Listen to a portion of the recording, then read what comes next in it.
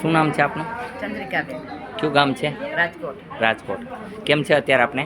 સારું છે પગમાં. તમને કેમ છે બેન? સારું છે. તમને કેમ છે? સારું છે. જોઈ લ્યો, તમે તારે હાલી ચાલી જુઓ. તમને અત્યારે ઊભા નથી થઈ શકતા, ઊભા થઈ જાઓ.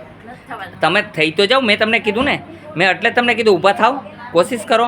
તમારે કોશિશ કરવી જ જરૂરી છે. મેં અત્યારે ગોઠણનો દુખાવો બંધ કરી દીધો. ઊભા થાવ બેન, કોશિશ કરો, ઊભા થાવ, કોશિશ કરો, હેલ્પ કરો થોડીક એને. આપો, હેલ્પ આપો,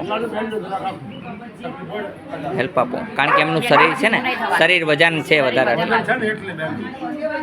હાલો જોઈએ હવે. હા હાલો, હાલીને બતાવો.